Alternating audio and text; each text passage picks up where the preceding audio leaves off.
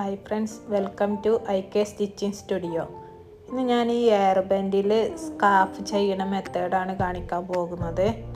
അപ്പോൾ ആദ്യം നമ്മൾ എടുത്ത എയർ ബാൻഡിൻ്റെ അളവ് നമുക്കൊരു ടാപ്പ് ഉപയോഗിച്ച് അളന്ന് നോക്കാം. അങ്ങനെ ഞാനെടുത്ത എയർ ബാൻഡ് ഇവിടെ അളന്ന് നോക്കിയപ്പോൾ 15 ഇഞ്ചാണ് കിട്ടിയിട്ടുള്ളത്. അപ്പോൾ ഒരു എക്സ്ട്രാ 1 ഇഞ്ചും കൂടെ കൂട്ടിയിട്ട് 16 ഇഞ്ചാണ് ഇപ്പോൾ നമുക്ക് ഇവിടെ അളവ് കിട്ടിയിട്ടുള്ളത്. അപ്പോൾ ആ അളവിലാണ് നമുക്ക് സ്കാർഫിനുള്ള ക്ലോത്ത് കട്ട് ചെയ്യേണ്ടത്. ഞാനിവിടെ ഈ നെറ്റിൻ്റെ ക്ലോത്തിലാണ് സ്കാർഫ് ചെയ്യണത്. അപ്പോൾ അതിനു വേണ്ടി ആദ്യം ഇതുപോലെ കോണായിട്ട് മടക്കിയെടുക്കണം. അപ്പോൾ ഞാനിതവിടെ 16 ഇഞ്ച് നീളത്തിൽ തന്നെയാണ് കോണായിട്ട് മടക്കിയെടുത്തിട്ടുള്ളത്. ഇനി ഈ കോണായി മടക്കിയെടുത്ത ഭാഗം നമുക്ക് കട്ട് ചെയ്യാം.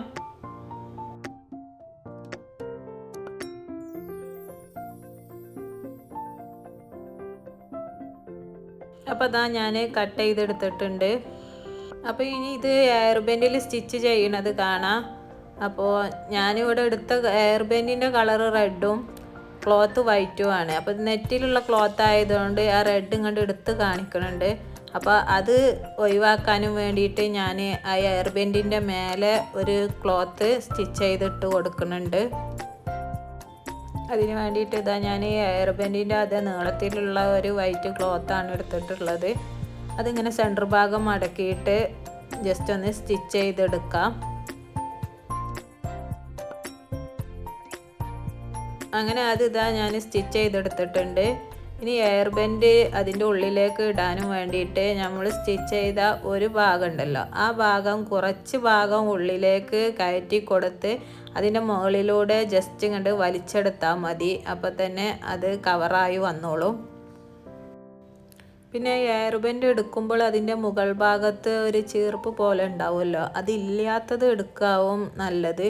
ഞാൻ തന്നെ ഇപ്പോൾ എടുത്തിട്ടുള്ളത് അങ്ങനത്തതായതുകൊണ്ട് അവിടെ നിന്ന് കുറച്ച് ബുദ്ധിമുട്ടി, എന്നാലും കുഴപ്പമില്ലാതെ അതിൻ്റെ ഉള്ളിലൂടെ വലിച്ചെടുക്കാൻ പറ്റി.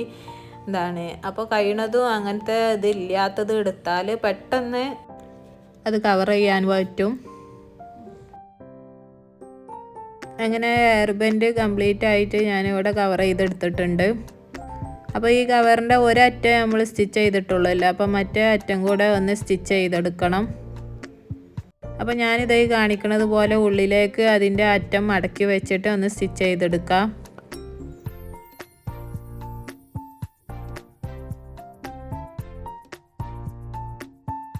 അങ്ങനെ അത് ഞാൻ സ്റ്റിച്ച് ചെയ്തെടുത്തിട്ടുണ്ട്. ഇനി ഈ എയർ ബാൻഡിൻ്റെ മുകളിലായിട്ടാണ് ആ സ്കാർഫ് സ്റ്റിച്ച് ചെയ്തെടുക്കേണ്ടത്. അപ്പോൾ അതിന് വേണ്ടി നമ്മൾ നേരത്തെ കട്ട് ചെയ്ത് വെച്ച ഈ ക്ലോത്ത് ഉണ്ടല്ലോ, അത് ഇതേപോലെ തന്നെ കോണാക്കി മടക്കി ഇട്ടിട്ട് ഇതിൻ്റെ ഈ രണ്ടറ്റ ഭാഗവും ഒന്ന് സ്റ്റിച്ച് ചെയ്തെടുക്കാം.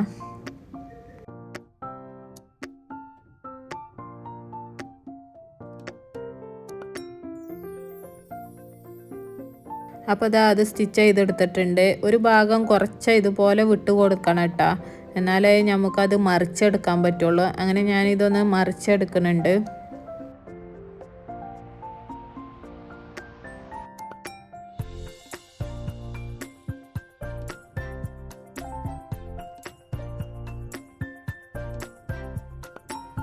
ഇനി നമുക്ക് ഇതിൻ്റെ ഈ മുകൾ ഭാഗത്താണ് എയർ ബാൻഡ് വെച്ച് കൊടുക്കേണ്ടത്. അതിനു വേണ്ടി ഇവിടെ ജസ്റ്റ് ഒന്ന് സ്റ്റിച്ച് ചെയ്തെടുക്കണം. അപ്പോൾ നമ്മൾ എടുക്കുന്ന എയർ ബാൻഡിനെ അനുസരിച്ചാണ് അത് സ്റ്റിച്ച് ചെയ്യേണ്ടത്. ഞാനിവിടെ എടുത്ത എയർ ബാൻഡ് വീതി ഇല്ലാത്ത എയർ ബാൻഡ് ആയതുകൊണ്ട് ഞാൻ 1 ഇഞ്ച് വിട്ടിട്ടാണ് സ്റ്റിച്ച് ചെയ്തെടുക്കുന്നത്. വീതി കൂടുതലാണെങ്കിൽ അതിനനുസരിച്ച് സ്റ്റിച്ച് ചെയ്തെടുക്കുക. അപ്പോൾ ജസ്റ്റ് ഒന്ന് സ്റ്റിച്ച് ചെയ്തെടുക്കുന്നുണ്ട്.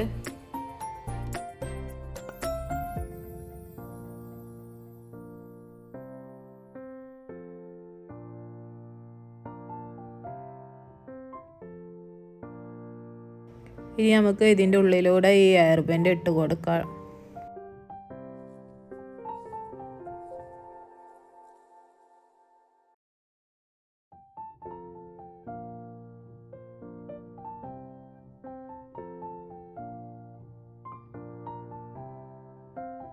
ഇനി ഈ അറ്റം കൂടെ ഒന്ന് സ്റ്റിച്ച് ചെയ്തെടുക്കാം.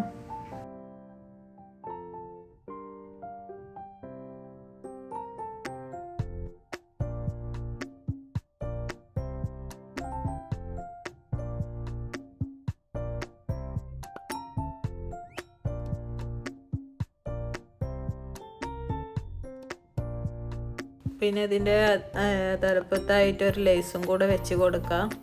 അപ്പോൾ അതും കൂടെ സ്റ്റിച്ച് ചെയ്തെടുക്കുന്നുണ്ട്.